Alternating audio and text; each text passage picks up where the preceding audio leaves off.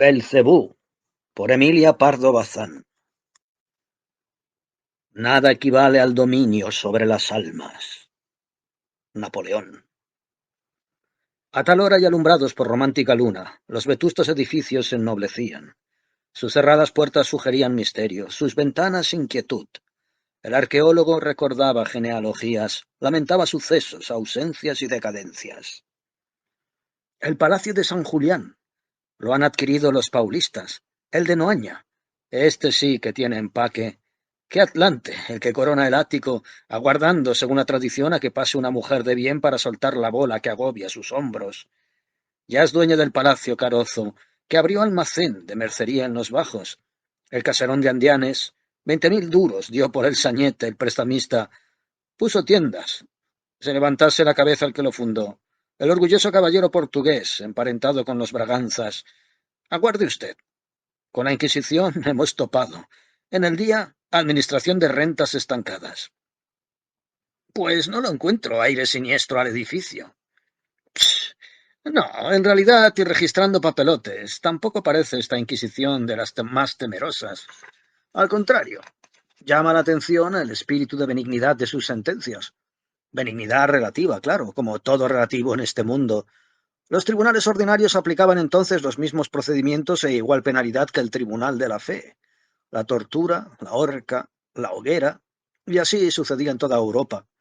Lo que sorprende, dada la leyenda, es que muchos de los reos que gimieron en esos calabozos, hoy sótanos, depósitos de tabaco, fueron reclamados por el Santo Tribunal a la justicia seglar, que los había condenado a muerte de fuego, y la Inquisición no sólo les salvó la vida, sino que los echó a la calle, previa, eso sí, la azotaina y la pública vergüenza.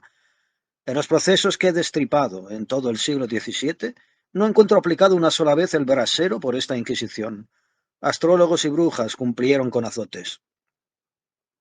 ¿Astrólogos y brujas? Repetí. Bah, gentuza aldeana, rameras de un género especial, enamoradas de unos diablos fingidos, buhoneros portugueses que judaizaban y no comían torreznos, supersticiones groseras. Ni aún existieron aquí de esas beatas alumbradas, tan curiosas como la célebre de Piedrahíta. No hubo de esos conventos de posesas. Únicamente... ¿Qué? Pregunté ansiosa, olfateando drama. Únicamente, repitió con énfasis. Pero se trata de un estudio hecho por mí sobre documentos que nadie conoce, un verdadero descubrimiento que creo haber realizado. Comprendí que, como todo hombre obsesionado por una idea, el arqueólogo deseaba la confidencia y, como todo investigador erudito, la admiración hacia sus indagaciones. Y apreté. Va usted a ser la primera persona a quien confíe, porque hay mucha gente envidiosa, grajos que se vestirían de las plumas ajenas, me robarían el fruto de mis vigilias. Me guardé de advertirle que lo que suele correr peligro de ser robado es el dinero y los jamones, no las sabidurías, y ofrecí absoluta reserva. Mire usted, me dijo, esa fachada de la Inquisición, con su porción y su portón macizo, su arco de robustas dovelas, ese huerto que la rodea y en el cual existió su cementerio, en él sepultaban secretamente a los que fallecían en las cárceles. Ahí dormirán los restos del protagonista de mi relación, y ahí se enterró con él la solución de un enigma oscurísimo de la historia de España en el último tercio del siglo XVII. Y ahora venga usted conmigo. Contemplaremos la residencia donde se inició el drama. A través de callejas con soportales, costanillas y escalinatas, fuimos a parar frente a un palacio, el más solemne de todos los vendidos por sus arruinados o antojadizos dueños. Es difícil decir en qué consiste el toque del señorío y la dignidad en los edificios. Sin embargo, nadie ignora qué impresión de respeto causan ciertas piedras antiguas. Quizá el mismo deterioro del palacio, lo negruzco de su cantería, su aire de abandono, prestaban grandiosidad al amplio excusón con dos sirenas por tenantes. Fíjese usted, indicó el arqueólogo, la luna permite ver. Es el blasón de Mariño y Lobera. Las sirenas recuerdan la aventura del caballero que amó a un monstruo marino de figura de mujer, las veneras, y las ondas con tres peces, la del que vio venir por el mar la barca prodigiosa de granito del apóstol, y se convirtió. La fábula y la leyenda se reúnen en tan ilustres apellidos. Un Lobera, virrey del Perú, construyó este palacio y legó a sus descendientes un caudal, reunido después de 2 sucesiones en cabeza de doña Juana Mariño, unida en matrimonio a don Fernando de Aponte, conde de Landoira. El palacio tenía asombroso jardín. Actualmente lo han aprovechado para instalar una tintorería. Bien contemplado, el sugestivo edificio nos retiramos a la fonda, y en su salita nos sentamos en sillones revestidos de antimascasares, de crochet, el mobiliario más prosaico. El reloj de la catedral con majestad infinita dejó caer 12 distantes campanadas en la transparencia de la noche, y por la abierta ventana entró, envuelto en blanca lumbre, el leve fantasma del pasado. —¿Va usted a oír? —murmuró el arqueólogo. —Ah, el día en que yo me decida a publicar mi libro sobre el asunto, tendré que editarlo en Madrid y recurriré a la amistad de usted. Aquí no me fío de las imprentas. A lo mejor el catedrático Delgadillo, que siempre anda a la husma, se adelanta. —La historia —exigí, refrenando la divagación maniática del erudito—. Es tarde y no quiero dormir antes de oírla. Es decir, usted tiene el deber de que, después de haberla oído, no pueda dormir tampoco. Para desvelar es el caso. Sepa que la historia empieza exactamente el 28 de febrero de 1689, o sea, 11 años antes de finalizar aquel siglo en que España, la del sol nunca puesto, parecía hundirse en las tinieblas. El 12 del mismo mes, en Madrid, había fallecido casi súbitamente a los 27 años de edad la reina doña María Luisa de Orleans, primera mujer de Carlos II, a quien llamaron después el hechizado. La pobre niña estaba casada desde los 18 con un esposo melancólico, último y único superviviente de los varones que dio a luz doña Mariana de Austria, y que, retoños de una cepa sin savia y jugo vital, se extinguieron a poco de nacer. Sobre la cabeza de la gentil francesita colocó el monarca español corona cerrada de diamantes, rodeó su cuerpo con velludos bordados y candidatos armiños, ciñó su garganta con perlas gruesas como lagrimones de una giganta triste.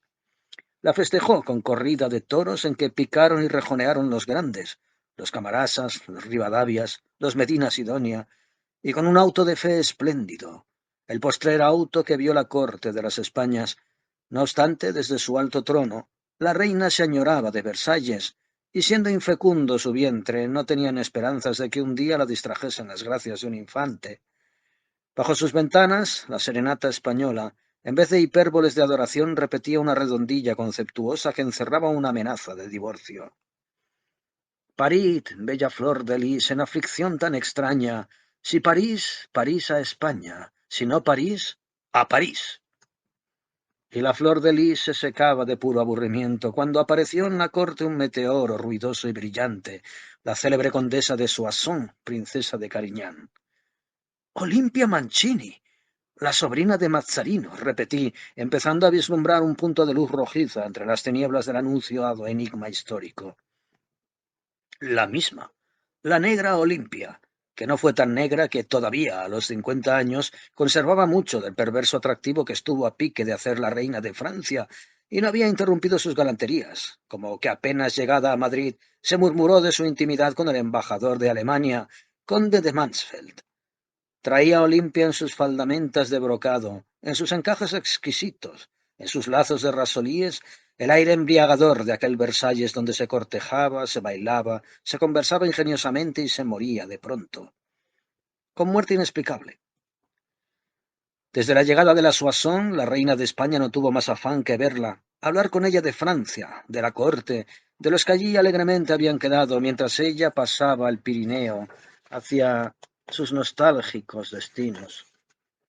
Carlos II se oponía.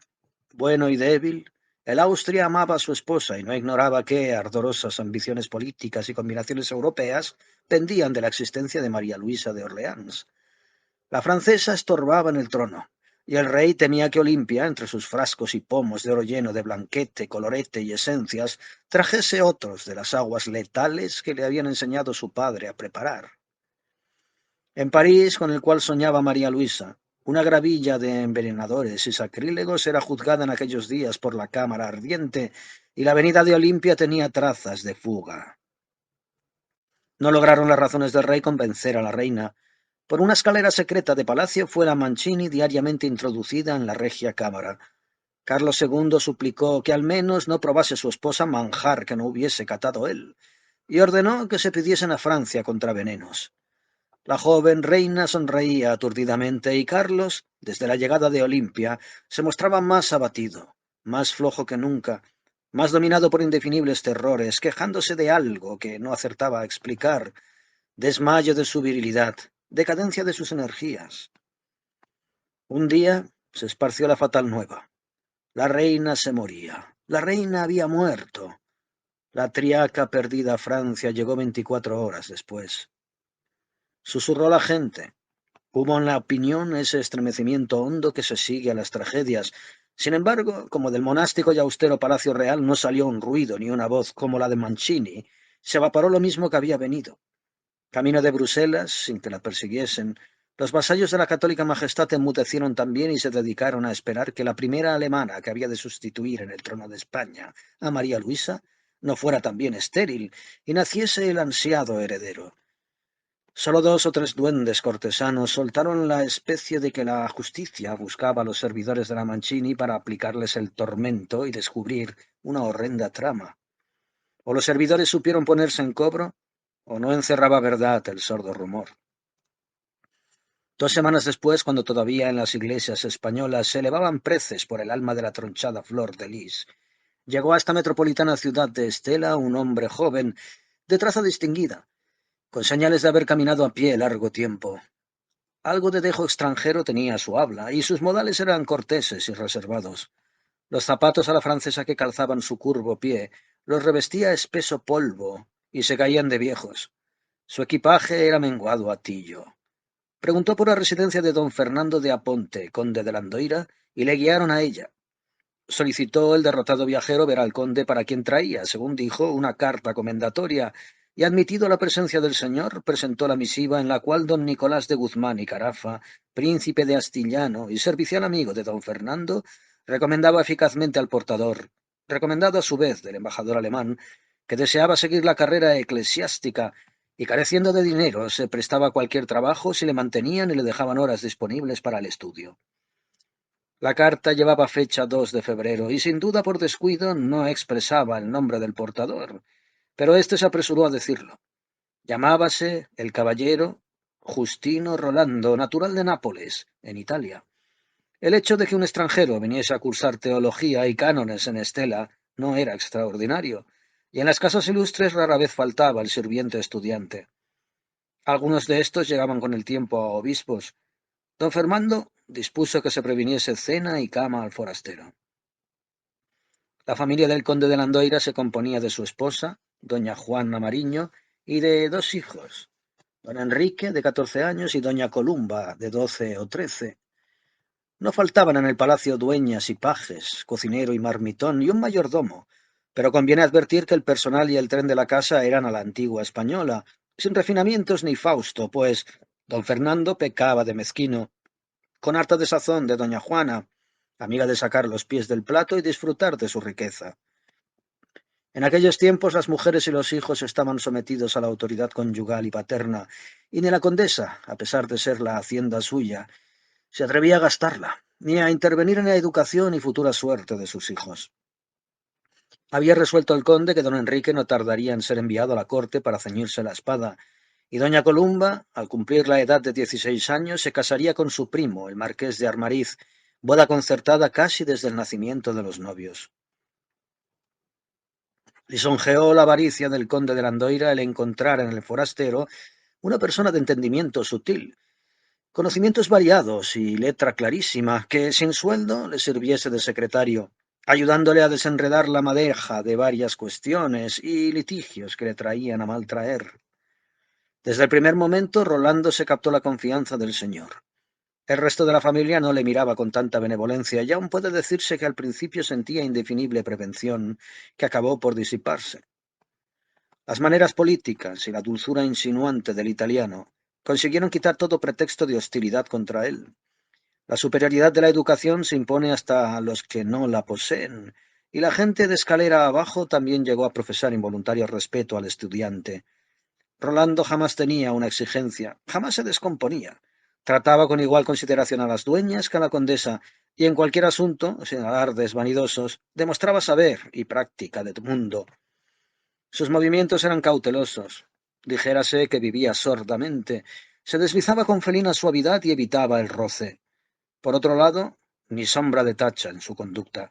Cuando salía era a la catedral a rezar muy devoto, como quien ha de ser de iglesia, y aun las devociones las practicaba sin afección, sin estruendo. Su mayor cuidado era no molestar a nadie y eclipsarse en lo posible. Tal género de modestia y tanta prudencia le ganaron las voluntades y le envolvieron en la penumbra discreta en que parece aspirar a esconderse. Solo una persona influyente en la casa siguió mostrando, y más cada día, violenta repulsión al caballero. Esta persona, conocidísima y hasta popular en Estela, fue el inquisidor y padre visitador del convento de San Francisco, fray Diego de las Llagas. Para explicarse aquella relativa benignidad de la Inquisición en Estela, de la cual hemos hablado, es preciso saber que andaba manejada por fray Diego, hombre de sanas entrañas, si los hubo, opuesto a toda crueldad inútil, y que disputaba a la justicia secular su presa, libertando de la hoguera a los que sólo habían pecado de ignorancia y obtusidad de entendimiento. Cuando no se piensa por papeletas rutinarias y se examinan de cerca los documentos históricos, aparecen bastantes inquisidores dementes, siempre dentro de su época y de su medio, que otra cosa fuera milagro. No solamente fray Diego gustaba sacar de las uñas de los alguaciles a las ilusas y supersticiosas sin maldad, sino que ejercitaba la caridad con ardiente celo, y a él acudían pedigüeños y mendicantes de muchas leguas en contorno. Decían que su sayal tenía virtud y besaban con fe su grueso y lustroso rosario de huesos de aceituna del Olivete. Por deberes de su cargo de visitador de toda una provincia serífica, que ejercía con celo incansable, fray Diego se hallaba ausente de Estela cuando Rolando se cobijó en el palacio de Landoira. Una tarde ya, a fines de mayo, presentóse impensadamente el fraile a la hora del chocolate en el saloncito donde solía sentarse don Fernando a mirar a través de los vidrios el gentío que pasaba camino de la catedral. Entremetiéndose amistosamente, preguntó el franciscano qué ocurría de nuevo, y le notificaron la llegada del forastero que ya en el convento se sabía, y que don Fernando refirió ensalzando las cualidades del napolitano. Imperioso mohín de disgusto arrugó la faz morena y expresiva del fraile. Maldita la gracia que le hacían los italianos a él. Italia era una tierra corrompida, y lo bueno que de allí viniese en la frente se lo habían de clavar. Pues el santo patriarca San Francisco de Asís en Italia ha nacido, observó con alguna picardía don Fernando. Hace ya muchos siglos, replicó el inquisidor al aplastante argumento, y no ha vuelto a nacer otro, por el estilo, que yo sepa. Hágame la merced el señor conde de consentir que vea la cara de ese pájaro. Llámele aquí, si lo ha por bien. Compareció el caballero Rolando y al cruzarse con la del fraile su mirada, la propia sacudida eléctrica, misteriosa, de antipatía total, retembló en los nervios de los dos. Impresión no razonada, que viene del fondo del instinto y por lo mismo es más fuerte, se afirmó en fray Diego al examinar con su ojeado de confesor e inquisidor experto el talle y cara del mozo. Sin embargo, este, que representaba apenas 23 años y contaba en realidad 28, era guapo, apuesto y de buen porte. Vestía de paño negro, con sencillez severa, y su cabeza aristocrática se erguía sobre un cuello largo y nervudo. Su rostro de perfilada y recta nariz, corto de barbilla, descolorido y bello, recordaba un poco la fisonomía triangular y enigmática de los gatos, y sus ojos aumentaban la semejanza, vastos y verdes, del verde líquido agrisado e irisado del agua de mar encharcada en las peñas. Sus manos llamaban la atención por lo pulidas y flexibles, aunque adamado. Sus piernas torneadas descubrían musculatura de acero. El franciscano, guiñando las pupilas, le consideraba y discurría con la angustia que produce el querer fijar un recuerdo y no lograrlo. ¿Dónde he visto yo una faz, un gesto parecidos al de este bergante? Apenas hubo salido Rolando, hizo explosión el fraile vehemente como todo el que sufre la impulsión de la corazonada. Ni una hora lo tendría yo en casa, ni disfrutaría un momento tranquilo si lo tuviese. Añadió dándose una puñada al lado izquierdo sobre la región cordial, no me engaña nunca. Don Fernando lo echó a broma, pues gastaba muchas y muy sazonadas con el fraile y gustaba de hacerle rabiar un poco. Sea mejor pensado, su paternidad. ¿Qué pecado ha cometido este galán, si puede saberse? ¡Ja! ¡Ja! replicaba el inquisidor, no hallando respuesta categórica. Él a estudiar. Él siempre a vueltas con sus librotes. Él no sale sino a la iglesia al anochecer. Él no levanta la voz a nadie. Él no tiene un vicio. Hmm, hmm, insistió el franciscano. Peor, peor, peor. ¿Con que sin vicios? ¿Un santo mocardo? Tomara yo que echase un traguillo, diese una vuelta a los naipes o anduviese tal cual día, como quien dice, a la flor del berro, y no tanta santidad. No esa agua mansita. Fray Diego, ¿qué está diciendo su paternidad? Exclamó el conde fingiéndose escandalizado. Dios sabe perfectamente lo que quiero decir, señora Ponte, y no se me ensantigüe, que no hay por qué, si no es por devoción. Barro es el hombre y pecadores somos, y es de recelar que quien no peca como hombre, peque como diablo. Antes podría dudar de ese mozo, pero ahora, al saber sus virtudes, juraría. ¿Qué? Insistió el conde. Ello dirá. Ya que no le pongan la calle, que más valdría, al menos abra el ojo. Sería primera vez que Fray Diego de las Llagas no conociese a un cojo al andar. Un mes después de esta plática, trasladóse la familia al solariego Pazo de Landoira, muy predilecto de don Fernando, quien entre otras puerilidades tenía la de preferir los bienes y casas que constituían su propia menguada hacienda a los muchos que le venían por parte de su mujer. Landoira realmente justificaba la preferencia de su señor. Situado el palacio a la margen del río Ulla, en la comarca más pintoresca que es dable soñar, era una residencia veraniega y otoñal que competía con la tan ponderada de Liñares, Ribadulla y Oca, y a pesar de su habitual tacañería, el conde había gastado no poco en hermosearla, en hacerla amena y productiva, acreciendo sus diestros con adquisiciones afortunadas y alhajando sus salones con más lujo que los de Estela. Invitó el conde a Fray Diego a que pasase con ellos en el campo un par de semanas de descanso y reposición de la salud. El inquisidor aceptó, y el par de semanas se convirtió en un largo mes, durante el cual su sagacidad se ejercitó en tratar de descubrir algo sospechoso o censurable en los procederes del italiano, por quien seguía sintiendo una repulsión instintiva, ardiente e invencible. Fue no obstante inútil su cuidado. Rolando no hacía nada que pudiese ser objeto de censura, antes al contrario, afable y cortés para todos, diligente y utilísimo para el conde, apto para la labor de secretaría, aplicado y callado. Era difícil regatear los elogios que le prodigaba don Fernando con cierta maligna satisfacción de haber acertado y de alardear de independencia y perspicacia ante el inquisidor. Callábase éste, sin renunciar a vivir alerta, pero había algo que le preocupaba especialmente en casa de Landoira, y era doña Columba, la hija de los condes. Conviene saber que Fray Diego adoraba en ella. Era su confesor, y conocía las maravillas de su alma, amasada con nieve y fuego, y las gracias de su espíritu, tempranamente adornado con perfecciones propias de los serafines. Aproximábase Columba a los 14 años y parecía trasunto de una de esas vírgenes niñas de frente espaciosa, cándidos ojos y formas indecisas, asexuales, que se ven en las tablas de los primitivos, arrodilladas esperando al ángel ante un reclinatorio donde en búcaro ligero se yergue tersa vara de azucenas. Para que se comprenda bien el sentimiento que a Fray Diego de las Llagas inspiraba a doña Columba, debe decirse que era un cariño protector, unido a una especie de alarma medrosa. Hay purezas que asustan como asusta lo excesivo, lo que es más que humano, y el inquisidor, hombre en el mejor sentido de la palabra, temía en la hija del conde de Landoira las enfermizas exaltaciones como se teme que ha de romperse aún sin tocarlo, el cristal fragilísimo que se enciende con los colores del cielo.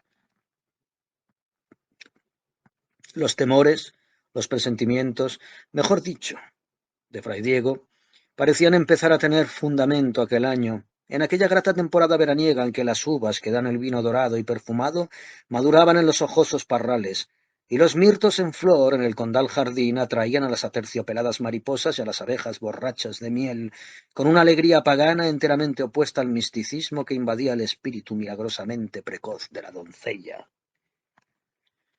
Se enteró con pena y aprensión Fray Diego de que Columba hacía rigurosas penitencias y se pasaba horas enteras con los brazos en cruz en la capilla donde se guardaba la imagen en cera de su patrona, la mártir Santa Columba, suntuosamente atraviada y con la garganta sangrienta, degollada casi. Las dueñas, Hablaban de cilicios y disciplinas secretamente usados por la niña, de haberla hallado en su cuarto arrebatada en éxtasis.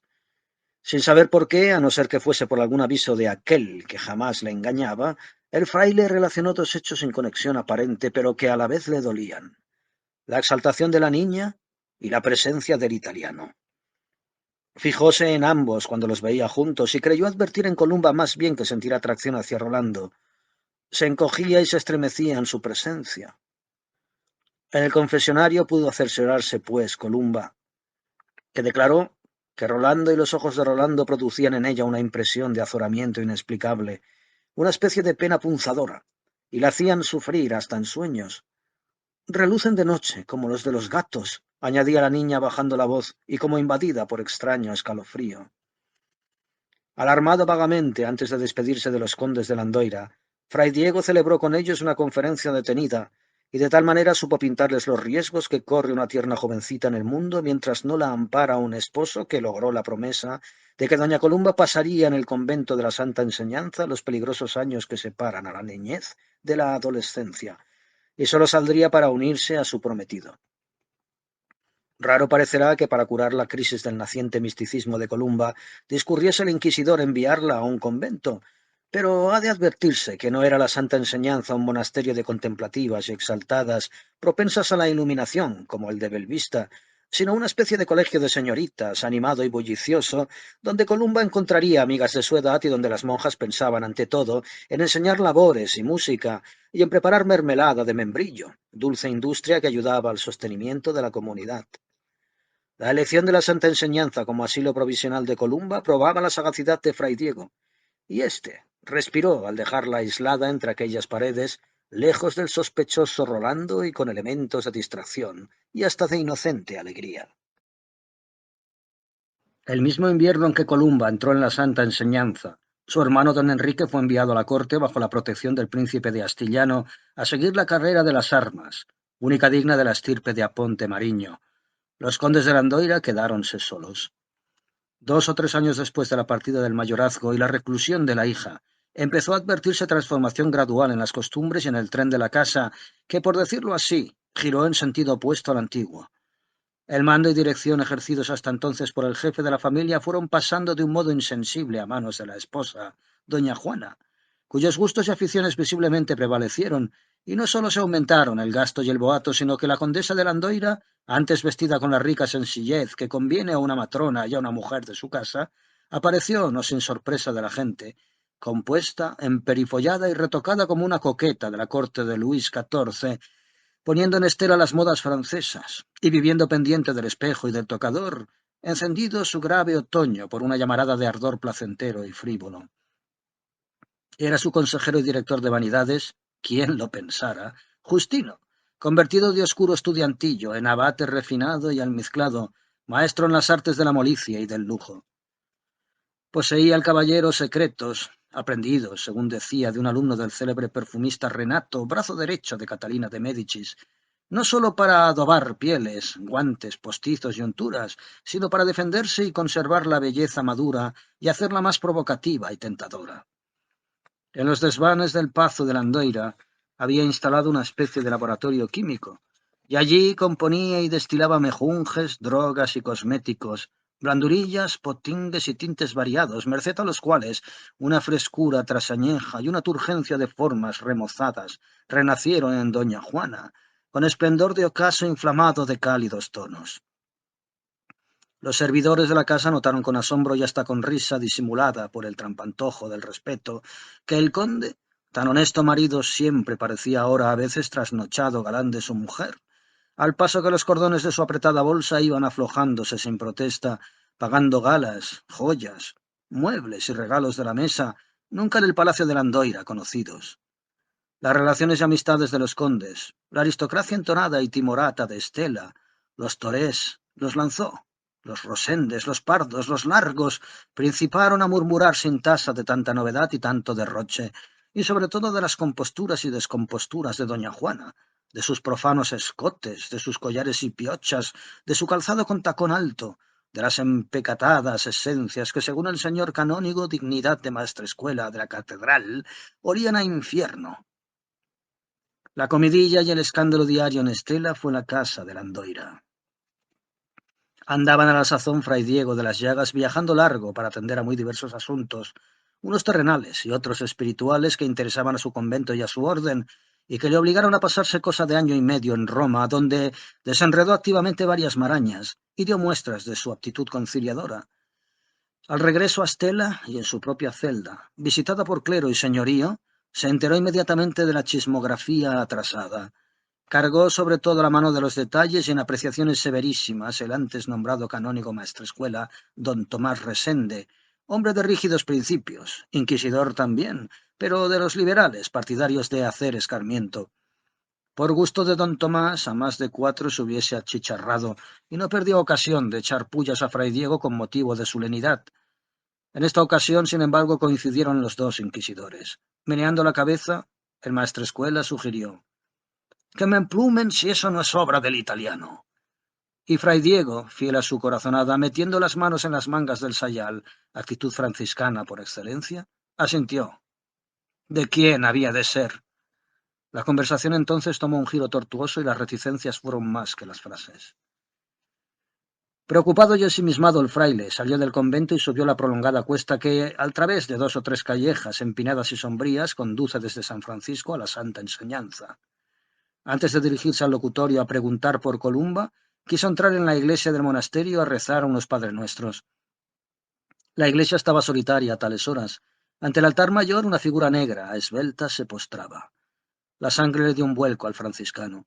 Había reconocido a Rolando en el devoto, que ya se levantaba haciendo una genuflexión y se retiraba, no sin mirar repetida y fijamente hacia el coro alto, donde se oía el rezo un poco gangoso, cadencioso, porfiado como lluvia mansa de las monjitas.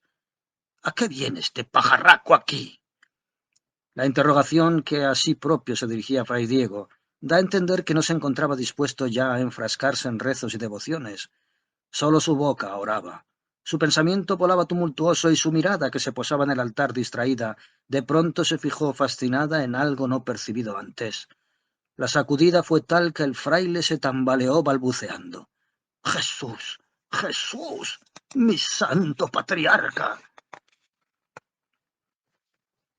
En la hornacina central del altar, de honda y rica talla dorada, campeaba un grupo de San Miguel y el Dragón. El príncipe de las milicias celestiales era, como es siempre, un lindo mancebo de cara de mujer y cuerpo gallardo y musculoso. Su vestidura magníficamente pintada y estofada, y el emplumado casco de oro que ceñía sus negros bucles, le asemejaban a las miniaturas de los códices, que le representan elegante y terrible. Hincaba el pie con energía sobre las rocas escamosas y verdes del monstruo infernal, y asestaba virilmente el hierro de la lanza hacia su jeta, contraída por la rabia y el dolor.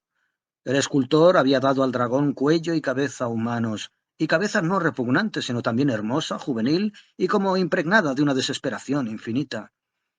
Un rayo de sol, al través de la ventana ojival, venía a iluminar la frente pálida y los ojos de vidrio del malo, y fray Diego, espantado, creyó estar mirando la propia frente, los mismos ojos líquidos, submarinos, del caballero.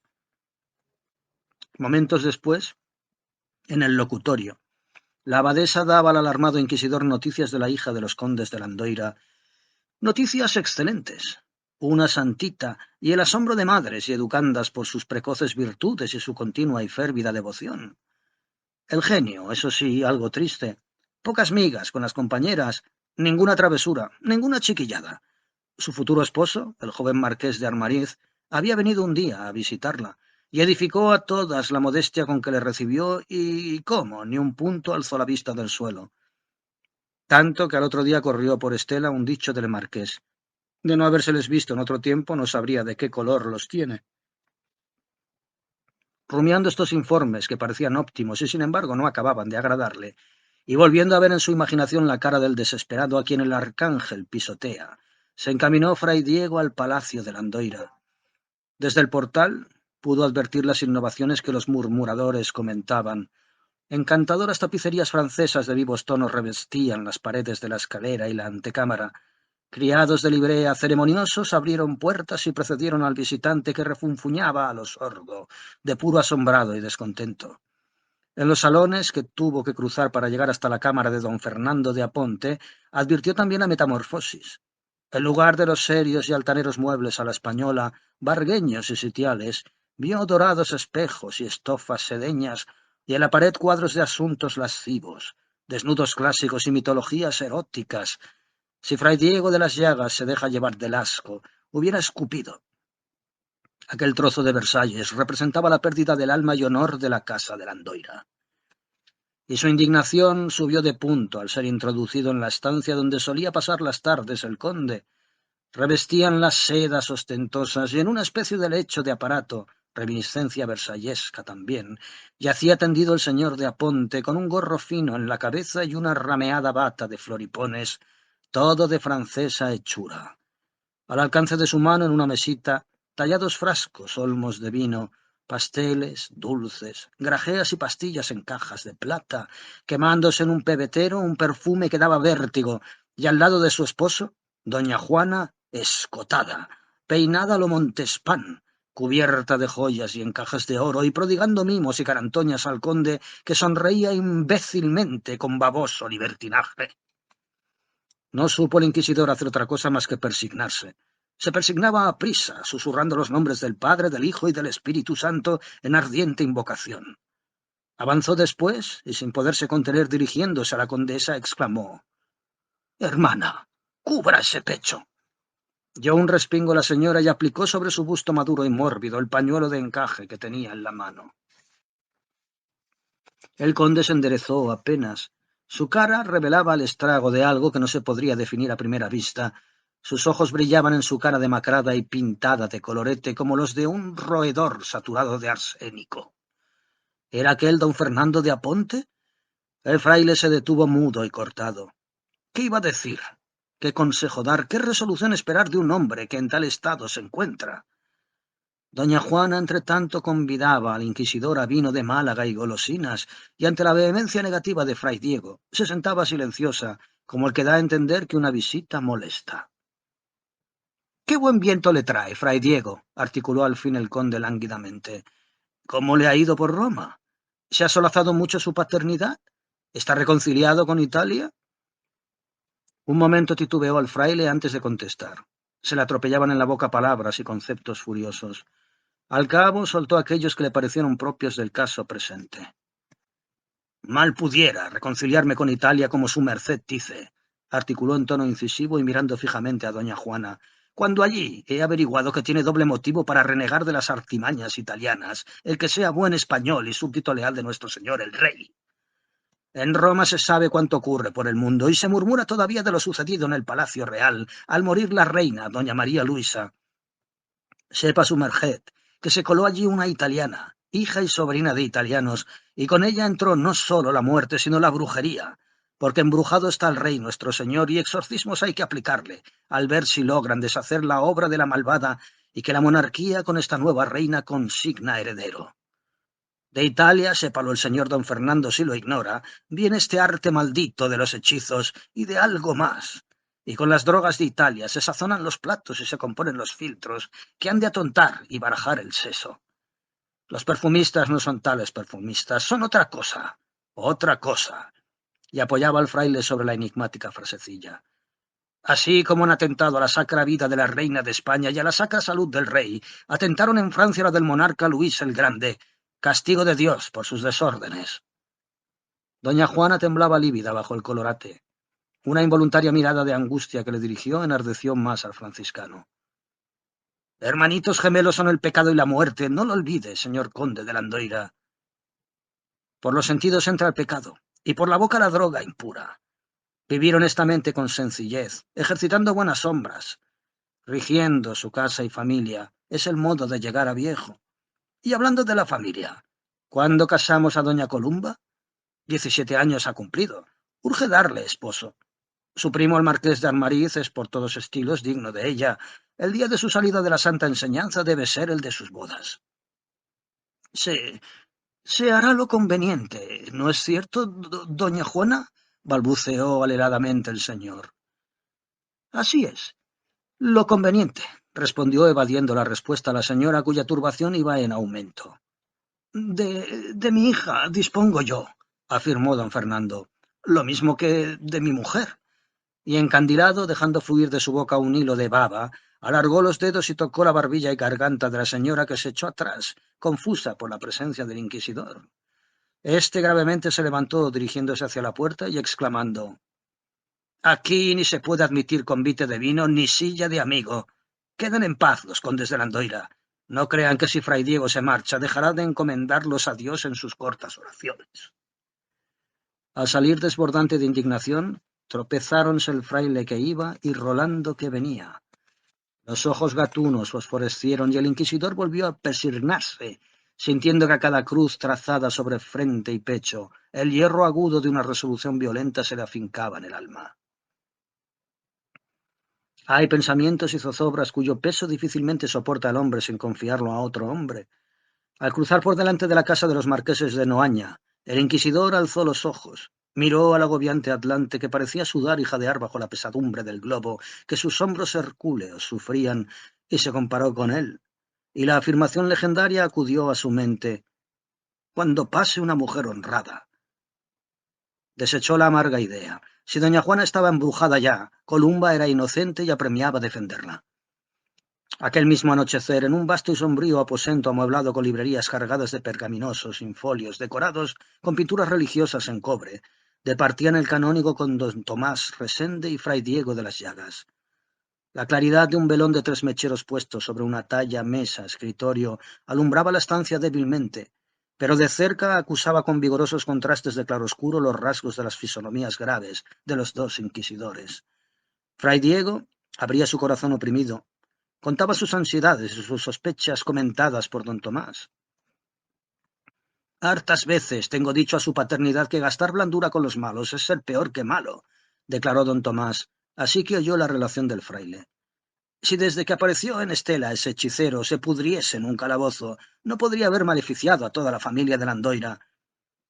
«Alto ahí, señor maestrescuela, que no es todo tan llano como su merced lo pinta.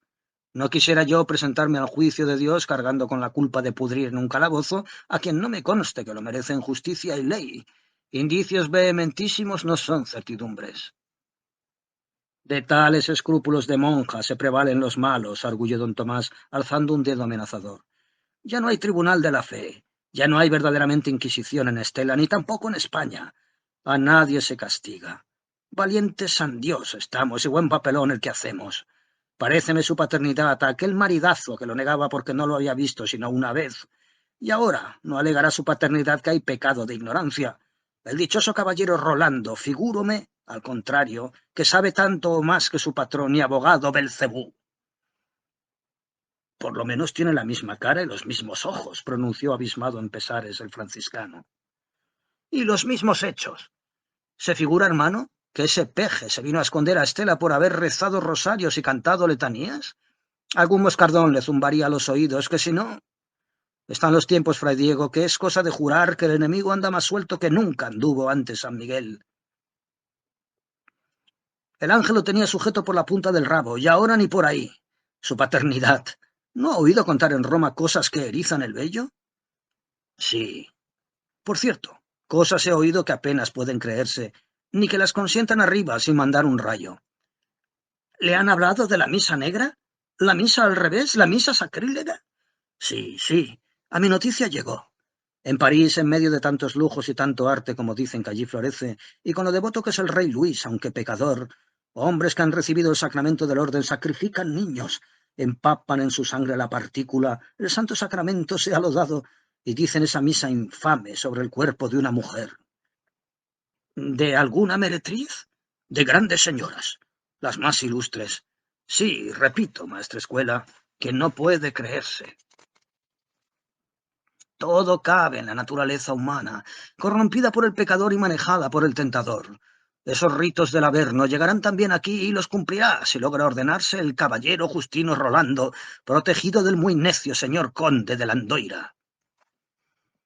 Para que remediemos ese y otros males que amagan, he venido yo a consultar al doctor maestrescuela. Pues no hay que quebrarse tanto los cascos, ni hace falta sabiduría. La Inquisición echa mano mañana mismo al brujo, y en asegurándole, y un escándalo inaudito en Estela. Y los Landoiras, mis amigos afrentados, señalados. No, procedamos con cautela, y hartémonos de razón. Reunamos cargos fundados, irrebatibles, contra el que llamamos brujo, y entonces... ¡Brava flema! Cargos. ¿No me ha dicho, hermano, que ese hombre o diablo tiene en Landoira un gabinete escondido donde manipula la droga y potingues? No basta. En esos hornillos hará arrebol para doña Juana o filosofará, como tantos, buscando la alquimia del oro. Entró en aquel punto la criada del canónigo, portadora de la bandeja con los hondos pocillos, rebosantes de soconusco, y al ensopar los inquisidores el primer tajo del famoso bizcochón de las monjas de Belvista, repuso don Tomás siguiendo el hilo de la plática. Lo que él filosofa, no quisiera yo tomármelo disuelto en este chocolate. Por la tarea de absorber el suyo, o de puro consternado, cayó fray Diego. Fue el maestrescuela quien volvió a la carga.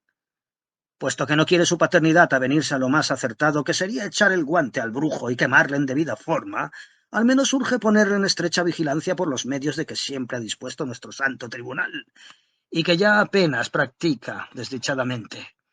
Esta vigilancia no la fiaremos a ningún familiar. Correremos con ella en persona, y nos encargamos también de casar cuanto antes a doña Columba y a su noble pretendiente, don Ramón Nonato Armariz. Eso sobre todo. Antes que nada, exclamó fray Diego, revelando cómo le interesaba más que castigar a Justino, prevenir el daño de la hija de los condes. Poco a poco. Ahora soy yo quien lo dice. Hay que proceder continuo. Vea su paternidad al joven marqués y entérele, no de la verdad completa. Sería imprudente, pero sí de que hay influencias que podrían aunarse para estorbar su matrimonio, que viva prevenido y dispuesto a lo que se ofrezca. Y mañana, deo volente, doña Cabrerilla, dueña mayor de la condesa de Landoira y pariente del padre Álvaro de San Benito, comparecerá aquí y hará declaración jurada de cuanto sepan y haya visto en casa de sus amos. Su declaración será contrastada con la del mayordomo don Segundito, que antes mandaba allí y ahora está a las órdenes del brujo, cosa que no le será gustosa, ni se lo puede ser humanamente, y si hace falta delación expresa, la habrá. Concertados quedaron los dos inquisidores en poner por obra al otro día su acuerdo, pero cuando fueron a ejecutarlo supieron que don Fernando y doña Juana, con la servidumbre, habían salido hacia el Pazo de Landoira en la Ribadulla.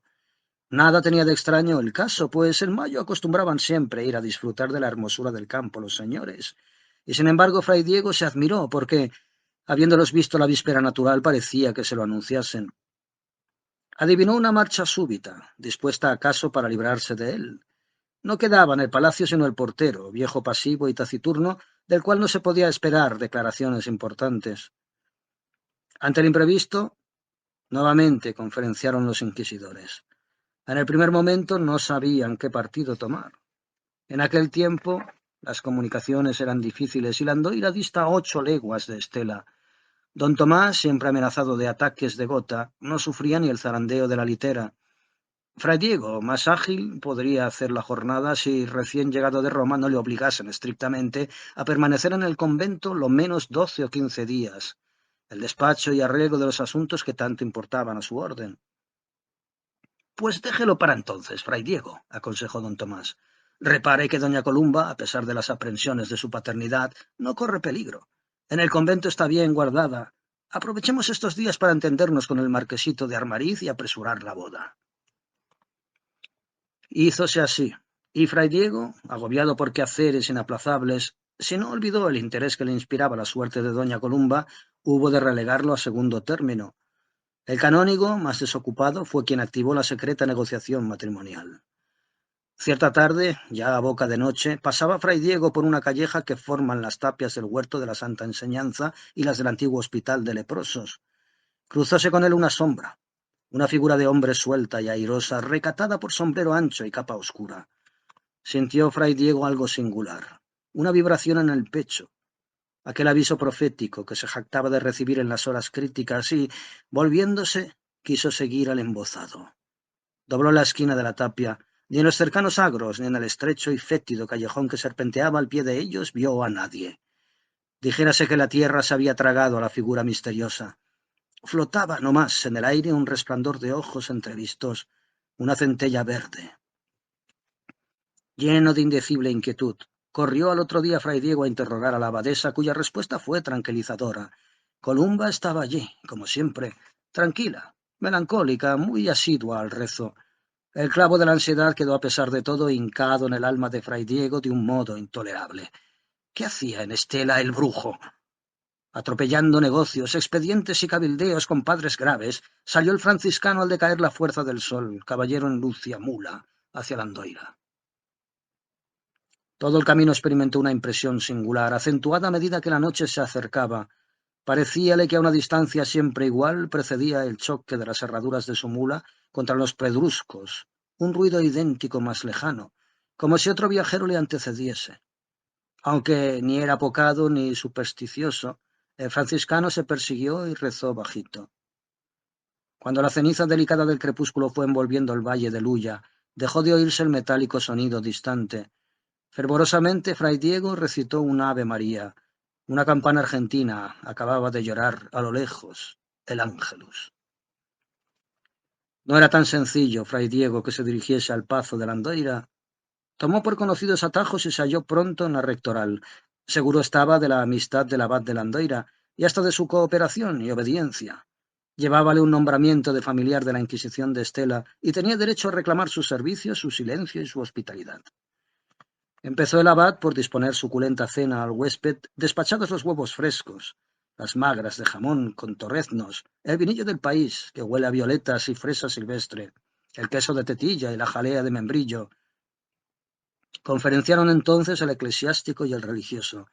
Este deslizaba preguntas, formulaba interrogaciones hábiles. Infestado anda el país de brujería, declaró el abad. Nunca he visto igual descaro. Se reúnen las hechiceras en las fuentes de los ángeles y en la cueva de la pena que están al pie del río. Bailan y pecan al aire libre con 1000 obscenidades que no refiero porque ofenden las pías orejas. Maravillado me temía que no tomase mano en esto el santo tribunal. Y en cuanto al caballero Rolando, no sé qué decir. A las altas horas en el desván del Pazo se ve desde fuera rojear la llama de sus hornillos, y si no elabora más que unturas para la condesa, muchas gasta esa señora. Él es allí el amo, en eso no hay duda. Por cierto que me contó ayer mi criada que se le oyó a la moza que apaña hierba para las vacas en la Andoira una cosa rara de ese italiano. Es el caso que ha mandado matar en diferentes épocas hasta 3 cochinos magníficos, cebados y enormes. Después los ha hecho abrir en canal y colgar en la bodega. Así los dejó 15 o 20 días, sin salarlos hasta que se pudrieron y apestaban que confundían. Luego ordenó que se quemasen. Se han perdido ahí algunos doblones. No hay explicación a tal capricho. Cayó el abad, de pronto, al notar que a Fray Diego se le descomponía el semblante. No en balde venía el fraile de Roma de escuchar 100 veces la historia o la leyenda del Aqua Tofana, de la horrible cantarella, el célebre veneno de los Borgias, obtenido frotando con arsénico el cuerpo de un cerdo abierto en canal y recogiendo cuidadosamente el líquido que gotea de la carne descompuesta y saturada de ponzoña. Un temblor nervioso se apoderó del inquisidor. Ya no podía caberle duda. ¡Oh, corazón profeta! ¡Corazón zahorí! Proporcionó el abad a Fray Diego el disfraz que deseaba, ropas no eclesiásticas, las que gastaba el mismo abad para ahorrar la sotana y salir en busca de la perdiz en el otoño. Serían las 11 cuando, provistos de cuchillo, yesca, pedernal y recio bastón, calzado de paño, salió recatadamente el fraile y se enhebró por las sendas floridas que conducían al Pazo de la Andoira. Era su intención ver si ardía el satánico hornillo y acechar lo que a tales horas sucediese en el Pazo. Se sabía de memoria entradas, salidas y rincones, y conocía una puerta mal cerrada de la sacristía, un paso por la tribuna de la capilla que iba a dar al interior de la mansión de los condes. La aventura soliviantaba el espíritu del hombre de acción y de sentimiento. Estaba en campaña contra Belcebú. De la tribuna de la capilla, por la cual pasó deslizándose, salió a la balconada descubierta de granito, toda entapizada de enredaderas y yedras, por donde se accedía a distintas habitaciones del palacio, entre ellas la que solía ocupar el mismo fray Diego cuando le hospedaba el conde. Alzó el pestillo de la ventana desde afuera con la hoja del cuchillo que llevaba para tal fin y entró en el aposento. Echó yesca y encendió una vela de cera puesta en alto candelero. Un silencio medroso reinaba en aquella parte del vasto edificio. Alumbrándose con la vela, reconoció el fraile el trascuarto que servía de desahogo al aposento y vio en él una portezuela nunca usada que salía a una antecámara y a un pasadizo angosto, abierto en el espesor de los muros y en desuso también. Conducía el pasadizo a una antesalilla ahogada, convertida desde el arreglo de la residencia señorial en almacén de trastos de desecho, y la puerta de esta antesala, condenada y sin llave, daba en otro tiempo ingreso al salón principal del pazo. El franciscano apagó la vela, se encaramó a un mueble carcomido y acercó el rostro al mainel encrastilado, iluminado por luces que en el salón ardía. Miró. Sus ojos, fascinados por el espanto, no podían apartarse de la extraña escena. En el testero del salón, revestido de pardiazules tapicerías flamencas, ardía la chimenea a pesar de haber pasado la estación del frío. Las ventanas estaban cerradas, las velas de los candelabros y las lámparas que pendían del techo encendidas, y cerca del fuego, ante soberbia mesa de mármoles, doña Juana y Rolando, en pie, con las cabezas muy próximas, se dedicaban a una tarea que al pronto parecía humorística e infantil. Armada la condesa de tijeras, dedal, aguja e hilo, y teniendo delante un cestillo lleno de retazos de tela, cortaba diminutas prendas de ropa a la medida de un muñeco de cera como de media vara de alto, en cuyo semblante pensó fray Diego hallar vaga semejanza con el de don Fernando de Aponte, conde de Landoira. Las mórbidas manos de doña Juana, donde brillaban esmeraldas y suavemente refulgían perlas, no descansaban en la febril labor de adaptar a la figurilla un ropaje parecido también al que solía usar el esposo de doña Juana. Como que los retazos procedían de trajes de don Fernando, y los galones de plata y oro que guarnecían la casaca del muñeco eran arrancados a una del conde. De cuando en cuando la condesa se detenía un momento para mirar a Rolando, para intentar acariciarle, pero el italiano daba prisa. Pronto, pronto, antes de la medianoche. Y las tijeras rechinaban, y la aguja corría, corría. Cuando el muñeco estuvo vestido del todo, Rolando apremió otra vez. Los cabellos, las raeduras de uñas, el diente. De un papel doblado, extrajo doña Juana dos bucles de pelo, un diente blanco y pequeño lechal. Eran reliquias de la infancia de don Fernando, conservadas por la madre, ahora entregadas por la esposa para el horrendo maleficio. Con arte y presteza, Rolando adaptó a la testa del muñeco los bucles. En la hendidura de la boca implantó el diente, en las manos hincó las uñas cortadas. Hecho esto, desprendió del corpiño de la condesa un largo alfiler de oro. Al auxiliarle para que encontrase fácilmente el alfiler, doña Juana se inclinó con vehemente anhelo y recogió de la boca de cinabrio del brujo la irritante miel que buscaba. En sorbo largo, chupón y goloso. En esta actitud lo sorprendió la hora de la medianoche, que sonó en el aparatoso reloj de la caja, uno de los primeros que vinieron a España, con flauteada y plateada serie de golpecitos temblones. Rolando rechazó a la señora y, tomando el muñeco en el lugar del corazón, clavó lenta y reiteradamente el alfiler, murmurando las palabras de un conjuro, jerga bárbara que pronunciaba con impresionante solemnidad. Así que tuvo bien acribillado el pecho de la figura, enrojeció el alfiler en las brasas y, tendiéndolo candente a doña Juana, murmuró: «Ahora tú, condesa». Horripilada, vacilaba la señora, pero el brujo bruscó a su vez los labios sedientos y, después del halago, la mano de la esposa, esgrimiendo el alfiler, apuñaló nuevamente el pecho del muñeco, representación del marido. Al hacerlo creyó oír, no podía decir dónde sonaba, una queja sorda, un lamento del otro mundo. Era fray Diego, que lloraba y rugía a la vez de dolor, de indignación, de grima. «Ahora», dispuso Rolando, «al fuego con él». Doña Juana cumplió la orden. Sobre las brasas de la moribunda chimenea depositó la figulina. La llama prendió en las telas, abrasó en un segundo los bucles, derritió la cera, socarró el dientecillo. El olor de chamusquina era sofocante. Se oyó otro gemido.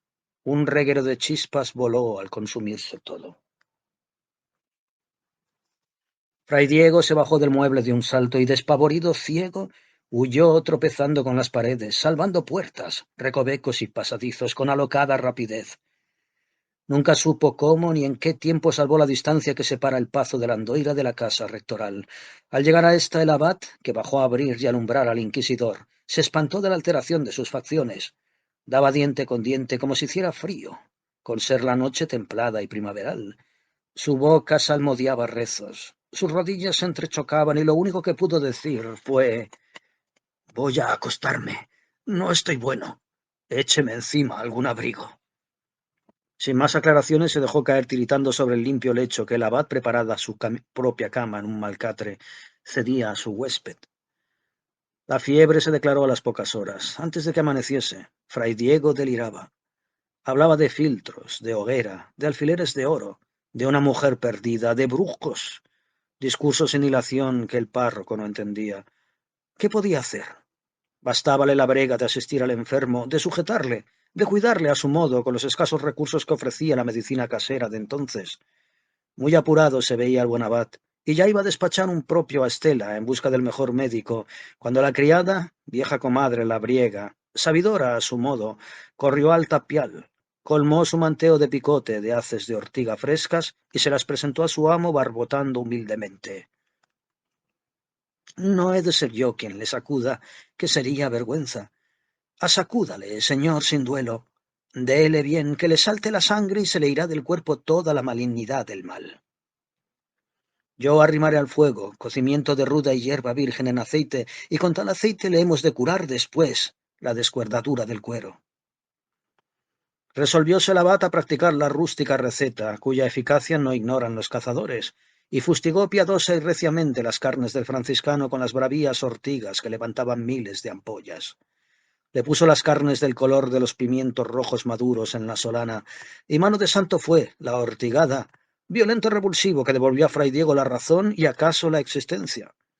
Cambió el curso de su sangre, helada por el horror. Cesó la fiebre y al abrir los párpados después de un sueño de los que reparan las fuerzas y crían nueva vida, al pronto le costó trabajo recordar la causa de su trastorno. Acudió la memoria al fin, e incorporándose en la cama gritó: «Landoira, Landoira, abad, pronto, dígame qué ha sucedido en el Pazo». «Si ha sucedido», contestó el párroco evasivamente, «no es para pensar en ello ahora. Duerma y sane». «Dígamelo, no recele. Estoy muy bien. Dios sea loado. Me siento ya fuerte. Mañana espero poder levantarme. Le mando que me cuente cuanto sepa». «Pues oiga, su paternidad. Más valiera dejarlo hasta que se levante y tome un buen caldo de gallina». «No, no. Sáqueme de esta angustia». Pues al otro día de caer su paternidad enfermo, se corrió por la aldea que a la 1 de la madrugada había fallecido el señor conde de Landoira. «Jesús, 1000 veces», exclamó el franciscano. «Señor, tú que ves la iniquidad, de súbito, sin confesión». «¿A la 1 de la madrugada?», repitió confirmando con el detalle exacto la horrenda verdad. «Eso decían. Él ya hacía tiempo que andaba malucho. Le enterraron al otro día, a las 9 de la mañana, en el panteón de la capilla». «¿Tan pronto? ¿No expusieron el cadáver, según costumbre, para que los caseros y foreros de la casa con lobas de paño negro le velasen y le rezasen?» «No tal». Y el cura bajó la voz. «Decían que estaba muy desfigurado, con manchas feas en la piel. La rapaza Carmela, que apaña hierba en casa del conde, se lo contó a mi criada. Hubo mucho que hablar de eso, por cierto, en la aldea. Dicen que la señora condesa está como Lela y que no tiene entendimiento para cosa ninguna, y que al otro día de morir el conde salió camino de Estela el italiano con la litera». «¿La litera? ¿La litera? ¿Para qué?», tartamudeó fray Diego, que temía comprender. «Para traer a doña Columba, a la hija de los condes. Ya está aquí desde hace días». Arrojando con violencia las mantas y las sábanas que le cubrían, saltó al suelo el fraile y sin oír objeciones ni consejos gritó: «¡Mi hábito! ¡Mis sandalias! ¡Ni un instante de demora! ¡He de verla! ¡He de ver a doña Columba ahora mismo!». Mientras fray Diego se disponía a lanzarse en busca de la hija del conde de Landoira, ésta sentada en una piedra al pie de la fuente antigua que en la aldea llamaban de los Ángeles por el asunto del gastado relieve romántico que la adorna, una orquesta de ángeles tañendo arpas y violas, oía atenta las palabras de Rolando en pie ante ella, y respondía lenta y profundamente, como si el compás rítmico y musical de las gotas de agua que fluían del caño esmaltado de roja herrumbre diese el tono a la canturria de su hablar. El caballero y ella vestían de luto, y el negro intenso del damasco de seda de las faldas de la niña realzaba el nácar amortiguado de sus delicadas mejillas, que semejaban alumbradas desde adentro por una lámpara de la iglesia, y el rubio luminoso de su cabellera sideral. Puedes quererme sin temor, Azucena mía, murmuraba Rolando, envolviéndola en el efluvio de sus ojos sobrenaturales. Yo también sé preferir la pureza a los demás dones. Yo también ansío que la azucena florezca en mi jardín. Yo lo deseo más que nadie. Es mi ensueño, por mi desgracia nunca realizado, que un alma sea completamente mía, mía como es mía, la mía propia, todavía con mayor dominio, si cabe, y que esa alma sea la más escogida, la más alta, la más infinitamente inmaculada como la tuya. A eso aspiro. Y por eso, Columba, entrégate a mí sin miedo, sin que tus mejillas se enrojezcan. ¿Has hecho voto eterno de castidad, dices? Mejor. Blanca eres, blanca serás mientras me ames, porque es amor lo que sientes ahora, y era amor lo que sentías en la santa enseñanza, cuando desde el coro trocabas conmigo largas miradas en que me enviabas el azul del cielo. El cielo. Y Rolando suspiró hondamente. No sé lo que era entonces, ni sé lo que es ahora, lo que siento, Justino. De amor hablan los libros que he leído y los salmos que he rezado, pero yo no entiendo qué cosa es el amor. Si el amor es mancharse, reniego de él. Si el amor es compasión, amor te tengo. Porque al ver en el altar una cara tan semejante a la tuya, y que tiene como la tuya una expresión de dolor sin consuelo, la piedad me derretía las entrañas. Cuando no estabas tú, me embelesaba en contemplar tu efigie, y al contemplarla me iban haciendo dentro el afán de estar yo no menos triste que tú, y por las mismas penas. Quiero para mí tu dolor y tu castigo. Al pronto tu presencia me oprimía. Cuando te conocí sentí curiosidad y miedo. Ahora conozco que soy tu súbdita, tu hermana, tu esposa. Era el mismo presentimiento de que yo sería tu dueño absoluto lo que te angustiaba. Sí, eso era, Columba. Me perteneces ya en muerte y en vida. Te pertenezco, repitió Columba pensativa, dejando caer las manos que sostenían un ramo de madreselva sobre el faldellín de seda negra, arrugado en hondos y elegantes pliegues. Estoy pronto a lo que ordenes para demostrártelo. A todo menos a... Vive segura, paloma.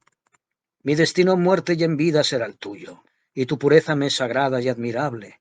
Ella es lo que atrae en ti. Si te mancharas, perdería mi única ilusión, mi único bien. Despreciemos y repugnemos los dos lo que tú repugnas. No sé contestarte. Estoy sujeta a ti por una fuerza que no comprendo. He oído en el convento hablar de monjas tentadas por el demonio de la impureza que turbaba su sueño con asquerosas representaciones y me parecía increíble que tan sucio dogal pudiera atar a un espíritu. ¿Cómo las despreciaba, Rolando? ¿Ves cómo tenía razón? La tenías de sobra. Azucena, a mí serás consagrada por siempre y más allá de este mundo. Y Rolando, aproximándose, sopló suavemente sobre los ojos y los cabellos de la niña. La fascinación del hálito. Y a paso lento se alejó, volviéndose para mirarla.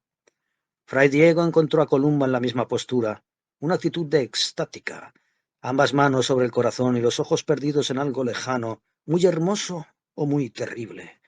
A las primeras palabras, a la proposición de apresurar la boda con el marqués de Armariz, la doncella se levantó serena, muda, desdeñosa. Insistió el franciscano y la hija del conde acabó por responder. He hecho voto, murmuró con tenaz dulzura.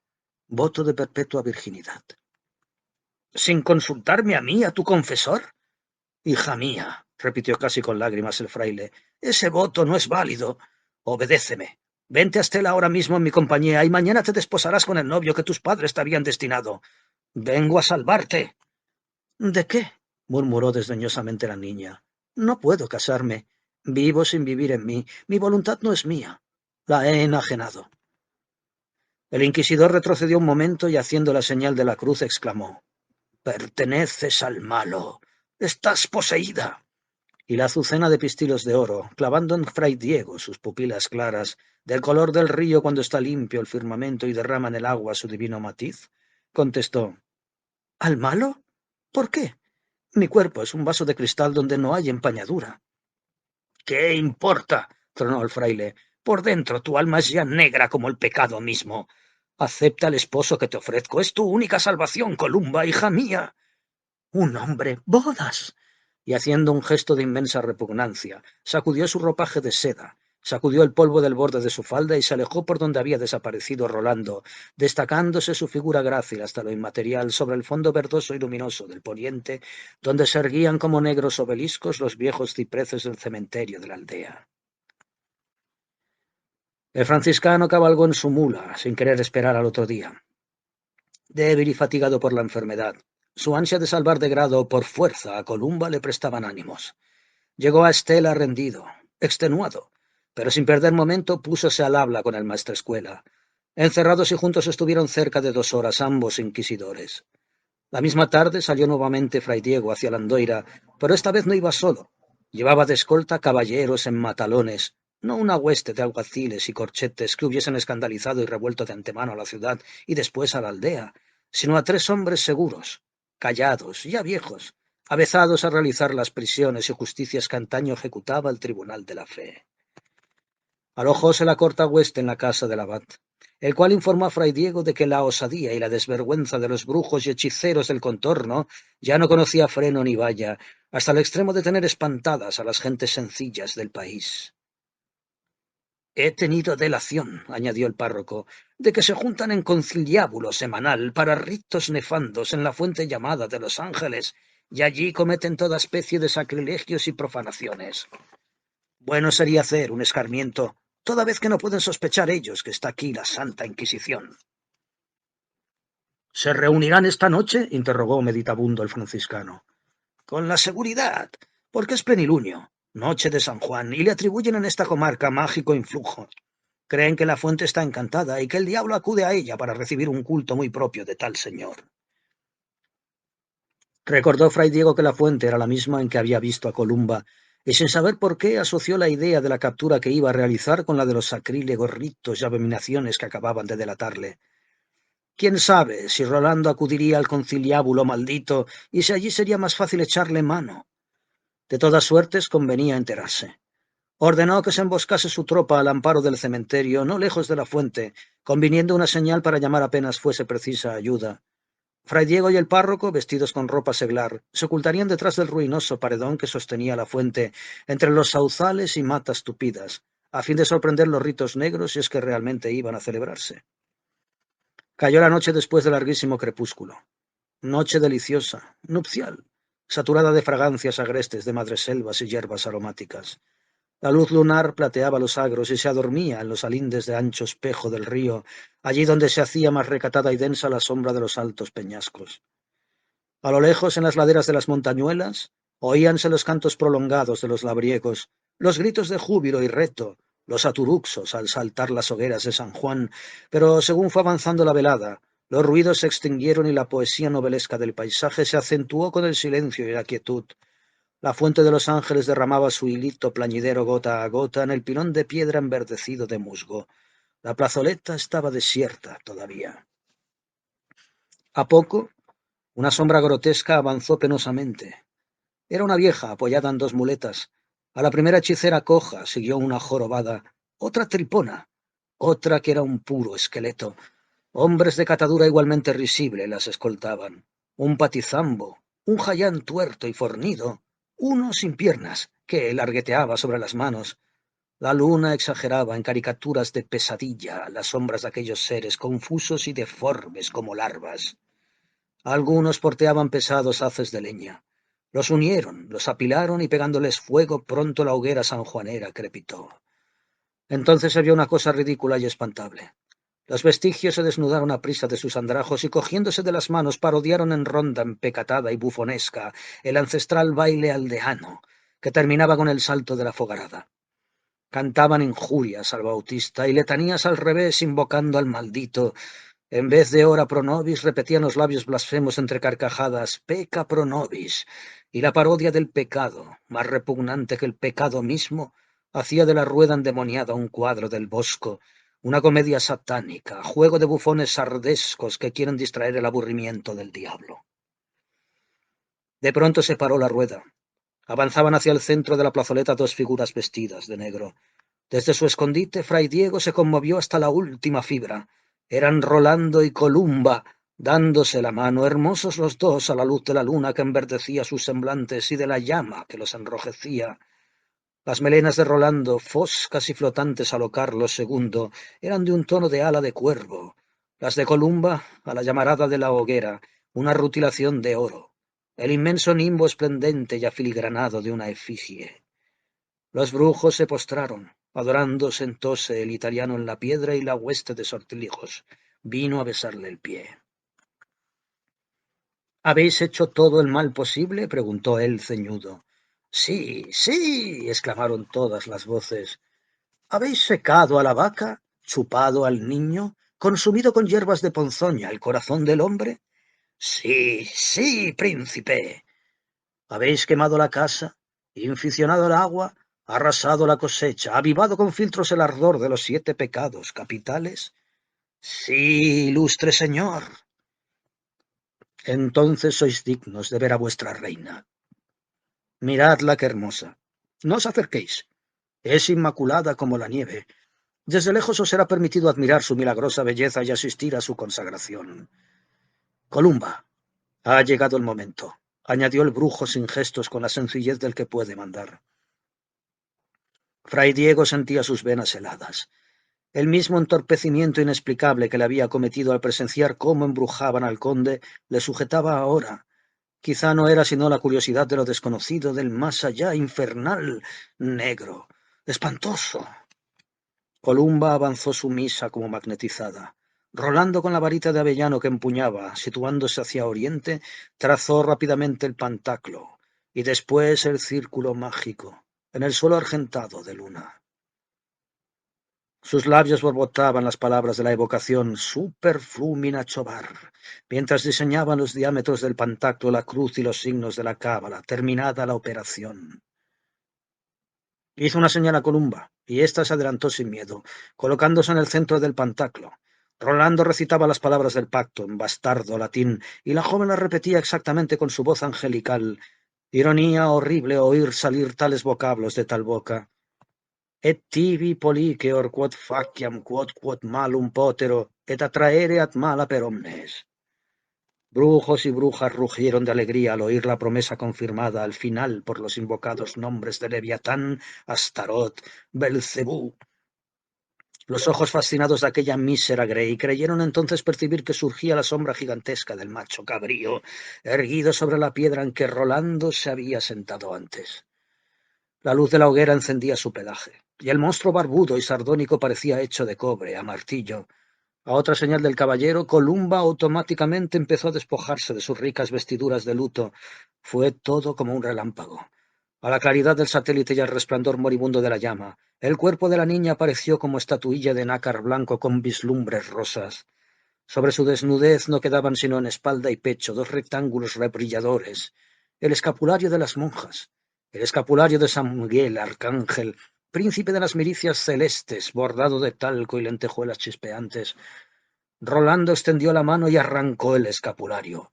Al hacerlo rozó uno de sus dedos la piel de seda de Columba y una ampolla se alzó roja como brasa.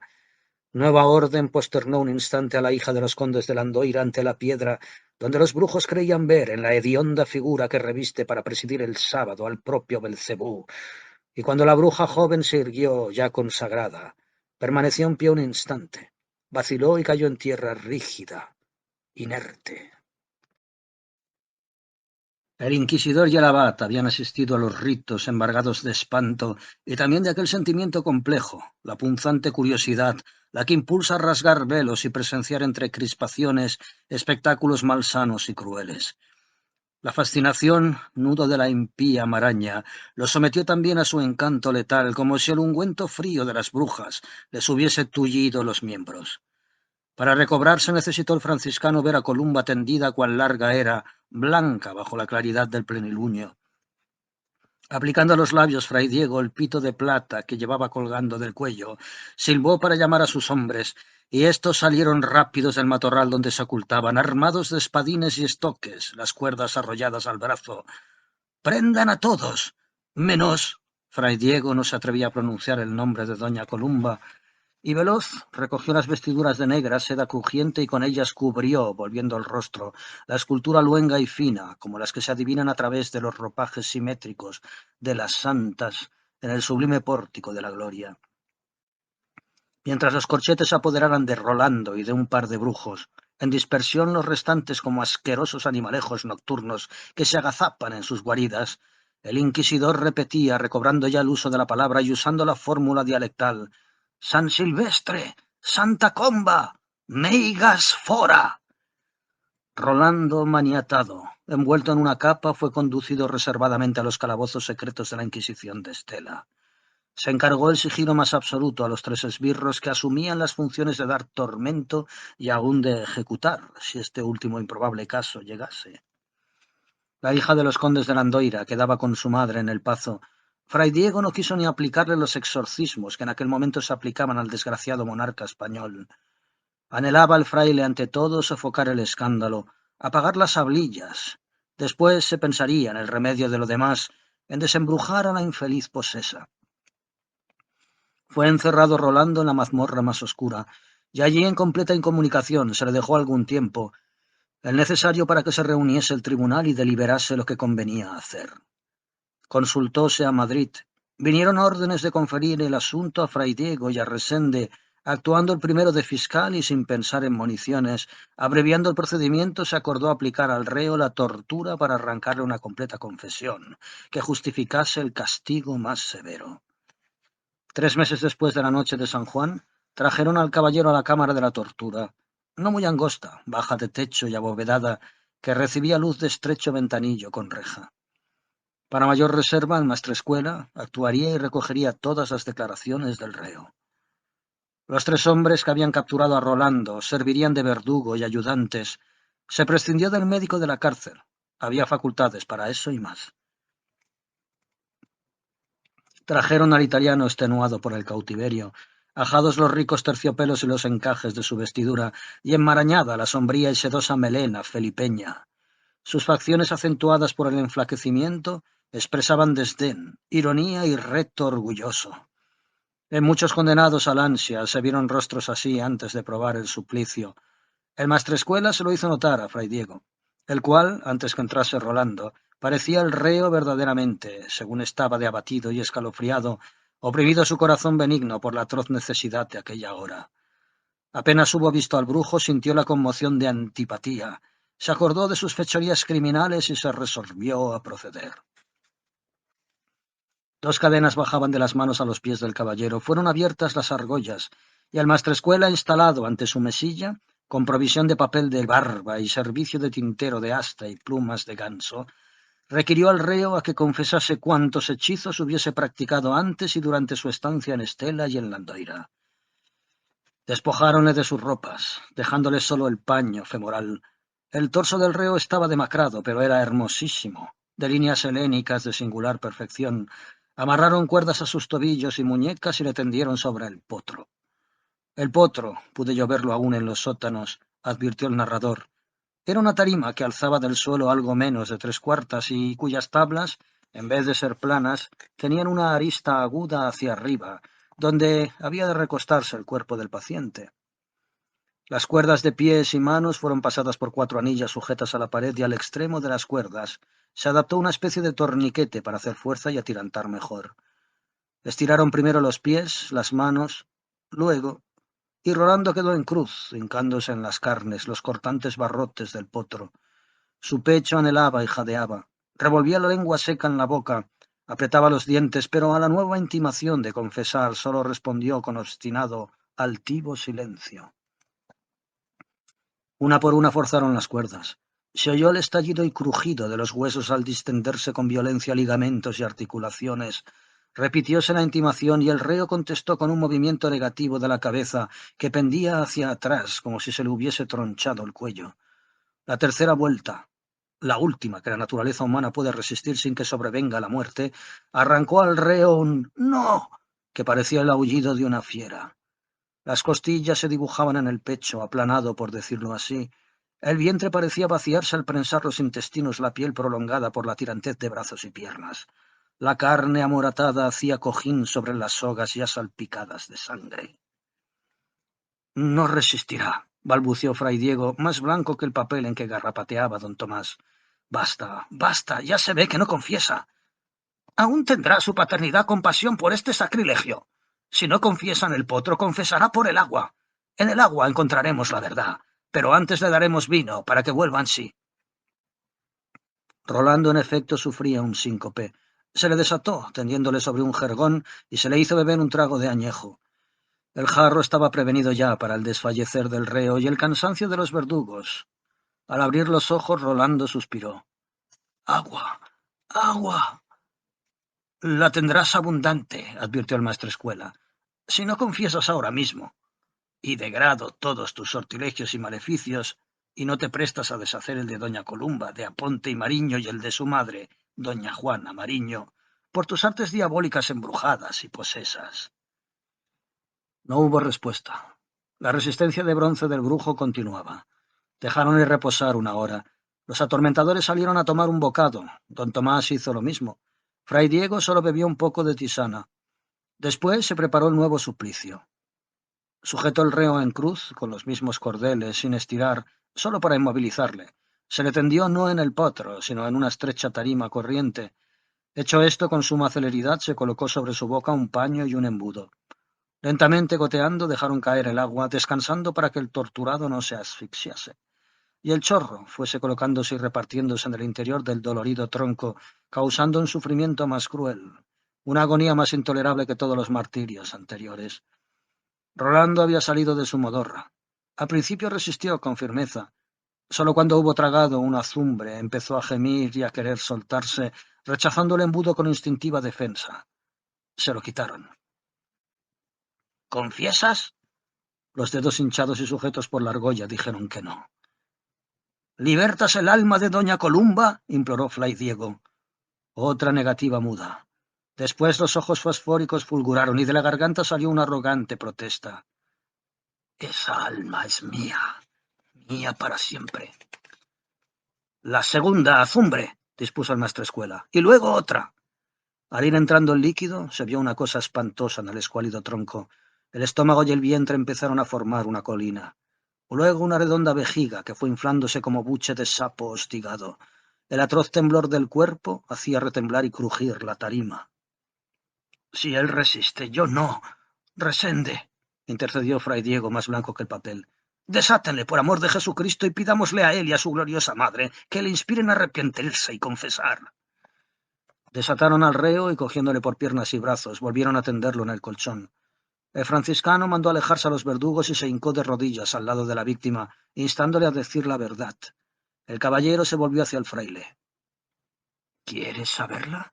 —contestó él en voz quebrantada pero cuajada en desprecio. —Prepárate, fraile, y no te acerques. Nos hemos detestado desde que nos conocimos. Ahora que no es el tormento el que me obliga, voy a hablar. Haced lo que queráis de mí, no podéis quitarme mi victoria. —¿Cuáles fueron tus propósitos al embrujar a doña Columba de la Andoira y a su madre? —interrogó el inquisidor. —¿Saciar tus torpes apetitos? ¿Apoderarte de la hacienda de esa familia perdida por ti? Los ojos, ya casi apagados como dos gotas enfriadas de la cera verde que gastaba la Inquisición, se encandilaron y fosforescieron de nuevo al replicar. —¡Necios! Hay algo mejor que la posesión del oro, mejor que la carne, mejor que los sentidos. Hay un tesoro que es el alma. La de doña Columba me pertenece, justamente porque no la he manchado con torpeza ninguna. Puedo deshacer las ceremonias con que la inicié de bruja, pero nadie impedirá que su espíritu sea mío, y mío por la eternidad. Este goce no lo comprendéis. Sois unos miserables sandíos que no creéis sino en la materia. Con doña Juana, que es como vosotros, he usado drogas. Su alma, si es que existe, os la regalo. A doña Columba no me la quitaréis jamás. No sabéis su precio, la guardo para mí.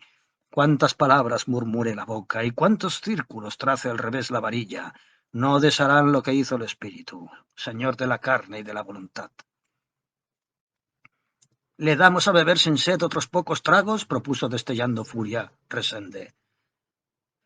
—Será en balde —suspiró Fray Diego, que se reconocía vencido y creía oír la voz del malo, allá en el altar donde San Miguel vibra hacia él su lanza, repitiendo: —Hiéreme, acribíllame, no me vencerás. Comprendió el brujo la derrota de los inquisidores y aún quiso abrumarlos más bajo el peso de la grandeza satánica y prolongar y complicar su triunfo como ellos habían prolongado y complicado la tortura. ¿Pensaréis que solo he logrado a doña Columba? ¿Que me ha bastado la familia de Landoira, el padre muerto, la madre mancillada, la hija posesa, infundido en ella mi ser y unida a mi destino? ¿Pensaréis eso de mí? Pues sabed que cuando he llegado a esta ciudad oscura, ya dejaba cumplida una obra mayor, mayor. Dejaba en su féretro a la reina y ligado y maleficiado al rey. De esta vez los inquisidores se alzaron aterrados con el mismo grito en la garganta. ¡Maldito! ¡Maldito! Va de retro. A la reina Nuestra Señora has osado. Al rey nuestro señor. A fuego lento, a fuego de leña verde hay que quemarle. Mientes, maldito, exclamó al fin fray Diego. No has hecho tal cosa. La hemos hecho de acuerdo, Madonna Olimpia, mi hermosa amante, y yo. Ella dispuso, yo ejecuté lo dispuesto. No entendéis la delicia de hacer el mal. Preparé la pócima, recité el conjuro, realicé la evocación. La reina tenía calor una tarde en su regio aposento de Madrid. Quería beber leche, y se la servían caliente y turbia. Madonna Olimpia corrió a buscar leche exquisita, helada. En ella mi mano vertió unas gotas de agua, de esa agüita admirable que tanto ha influenciado en los destinos del mundo, en la existencia de los reyes. Vertí las dosis atemperadas, la que no mata instantáneamente.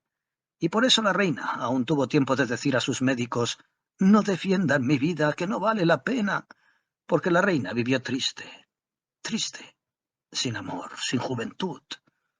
«¡La hoguera!», repitió Resende. «¡La hoguera y las cenizas al viento!». «Lo que queráis. No impediréis que esto haya sucedido como lo oís, ni impediréis que esté hechizado el rey Carlos II, que se hayan secado en él las fuentes de la vida, incapacitándole para transmitirla. La nueva reina no parirá. El reino será devastado por reñida y larga guerra. La sangre y el llanto correrán a mares, las llamas del incendio subirán al cielo, y todo eso será mi obra. La obra de este hombre cuya carne habéis rasgado, cuyos miembros habéis descoyuntado, pero sobre cuya esencia no tenéis poder». Miráronse los dos inquisidores con inmenso desconsuelo. El réprobo decía la verdad. Bajaron las cabezas consternados y, dejando a la víctima exhausta por el esfuerzo que acababa de hacer, salieron a deliberar en la sala ahumada y lóbrega que precede a la cámara del tormento. «Buscaremos la leña más verde de Torozos para la quema». Fue cuanto se le ocurrió al maestrescuela que, como al fin era hombre, añadió una ristra de los ternos de entonces por vidas, pesias y reniegos. «Don Tomás, eso es imposible. No podemos sacar a quemar ni a morir en la horca a este hombre», contestó después de un momento de hosco silencio el franciscano. «¿Es que no lo tiene merecido? ¿Es que también de éste será capaz su paternidad de sentir compasión?» «No hay tal», estalló fray Diego, espantado y tembloroso, enjugándose el sudor frío que le corría por la piel con ancho pañuelo de hierbas. «No es compasión. Solo la gran Madre Teresa de Jesús ha compadecido al demonio. Es que tenemos que guardar el silencio y echar tierra, como hicieron en Madrid. Ellos con su conducta nos dan la norma. La muerte de la reina María Luisa, a quien Dios haya, no ha sido vengada por el rey Carlos. Se ha permitido que la envenenadora pasase la frontera y se pusiese fuera del alcance de toda persecución. Y en Roma me ha dicho nuestro padre prepósito que tampoco el rey Luis de Francia quiso encarcelar a las encumbradas señoras y princesas de la sangre que terciaban en las brujerías y venenos, y sobre cuyo cuerpo se dijo la misa de Satanás. Ah, señor maestrescuela de mi alma, ojalá se pudieran enterrar tales abominaciones a 7 estados bajo tierra para que nunca, nunca se sospechasen. Razón lleva su paternidad, y convencido me ha, contestó francamente el canónigo. Son secretos de Estado. El vulgo no debe ni olfatear siquiera. Tierra, sí, que la tierra todo lo cubre, y a ella van los muertos con la carga de sus pecados, para que Dios se encargue allí del condigno castigo. Así será. El brujo no volverá a salir de entre estas paredes, a su mazmorra, incomunicado. La comida por el ventanillo solo en el caso de que pida confesión. ¿Confesión él? ¿Quién sabe? Resende. De la misericordia divina no hay que desconfiar nunca. Hízose puntualmente como habían determinado los inquisidores. Con absoluto sigilo fue vuelto a sepultar el caballero Justino Rolando en la prisión casi subterránea, que aún puede usted ver, si mañana tiene curiosidad de enterarse de este detalle de la historia. La puerta, defendida y resguardada con barras de hierro, cerrojos y candados, no volvió a abrirse. Los otros brujos, presos en el sábado de la Fuente de los Ángeles, salieron libres, con verdugones y cardenales de la azotaina, y cuando la gente de Estela susurró algo de la suerte de aquel italiano protegido de los condes de Landoira, otros susurros, hábilmente esparcidos al aire, contestaron que, después de sufrir el tormento para que declarase las artes mágicas de que se servía, a fin de buscar la famosa alquimia del oro, había muerto en las cárceles a consecuencia de un repentino mal del corazón. Solo una persona adivinó que Rolando vivía. Las señoras de Landoira habían regresado a la ciudad, y todas las mañanas, envuelta en el negro y amplio manto de la época, una mujer esperaba a Fray Diego en el atrio del convento de San Francisco, edificado en la hondonada que un tiempo se llamó con el tétrico nombre de Valdeinfierno. Cuando el franciscano salía, la señorita de Landoira le asía por la manga. —¿Dónde le tienes? ¿Dónde le guardas? Pasado un año mejoró, al parecer, el estado moral y mental de Columba, y creyó Fray Diego que podía intentarse restaurar aquel pobre espíritu, abrir las puertas de su alma al arrepentimiento y a la reconciliación con el cielo. Ayudábale en el intento doña Juana, repuesta de los efectos del bebedizo y sinceramente arrepentida, porque era de las que sólo pecan con los sentidos y no con el espíritu rebelde. Desde la exhortación al exorcismo, todo lo probó el franciscano. Nada sirvió. Columba sonreía con altivez y rechazaba consejos, amenazas y consuelos igualmente. Ahora ya sé dónde está. No me importa que me lo escondan, repetía cuando el fraile le amonestaba. Está en mí. Le veo en el altar cuando voy a la santa enseñanza y también de noche, siempre a mi lado, siempre al lado izquierdo. Me habla, le respondo. Me dice que nos reuniremos pronto, y a esta promesa siento una felicidad que me arroba y me enajena de mí misma. Aquí le llevo. Nadie conseguirá apartarme de él. Con terquedad mansa lo repetía a cada hora. En vano Fray Diego trajo al marqués de Almariz al palacio de los condes. Columba le recibió mansa y apacible como siempre, pero dijérase que sus ojos abismados no le veían. Ya desesperado, no sabiendo qué hacer para curar el alma de la hija de los condes, dio el franciscano en figurarse que lo que sostenía el hechizo que la tenía cautiva podría ser la maldita efigie que se retorcía a los pies de San Miguel en la iglesia de la Santa Enseñanza, única que frecuentaba Columba diariamente.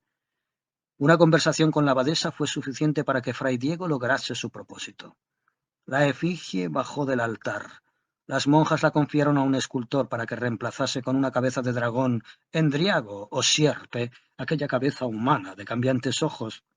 La antigua testa fue enviada al convento de San Francisco, y Fray Diego, sobre las losas del claustro de arcos ojivales, cerca de la fuentecilla que manaba allí como un raudal de lágrimas de contrición, hizo una hoguera a la cual arrojó la cabeza condenada, la del gesto de orgullo, desprecio y melancolía infinita. Las llamas prendieron en la madera seca y la consumieron veloces, haciendo estallar los ojos de vidrio, cuya mirada enardecían con vislumbres fosfóricos los rayos del sol poniente. Al no quedar de la efigie sino cenizas, respiró mejor el fraile, dando por seguro que el maleficio estaba deshecho.